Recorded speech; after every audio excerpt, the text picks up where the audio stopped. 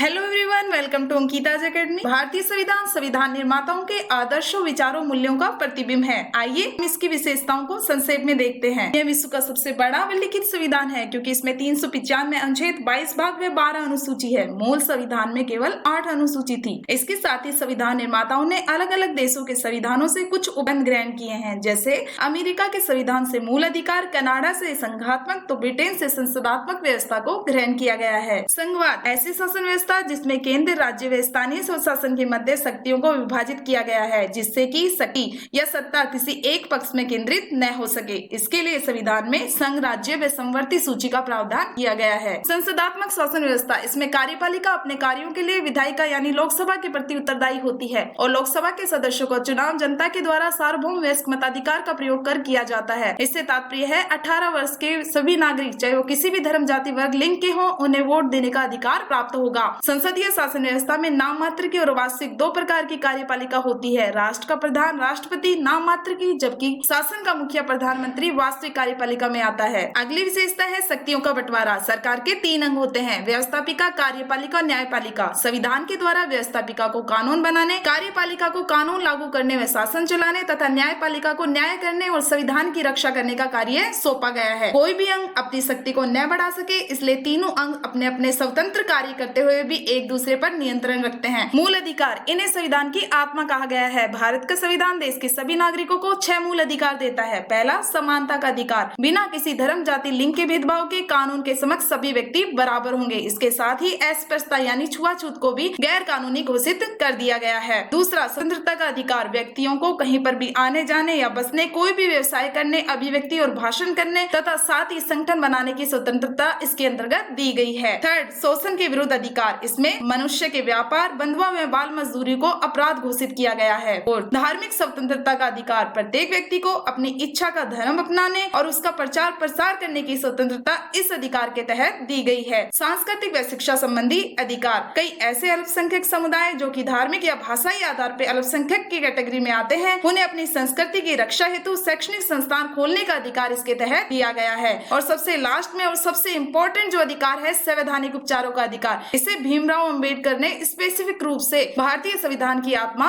कहा है। इस उपचार के अंतर्गत यदि कोई व्यक्ति या संस्था या सरकार नागरिकों के मूल अधिकार को छीनने की कोशिश करती है या उनका अतिक्रमण करती है, तो व्यक्ति न्यायपालिका की शरण ले सकता है और न्यायपालिका व्यक्ति के उन अधिकारों की रक्षा करेगी। संविधान की अंतिम विशेषता जो हमारे चैप्टर में बताई गई है, धर्मनिरपेक्षता यानी सेक्युलरिज्म, कि राज्य का अपना कोई धर्म नहीं होगा। नागरिकों को अपने विश्वास के आधार पर किसी भी धर्म को मानने की आजादी होगी। धर्म के आधार पर राज्य कोई भी भेदभाव नहीं करेगा। आगे के वीडियोज में हम इन सभी विशेषताओं का विस्तृत रूप से अध्ययन करेंगे। Thanks for watching.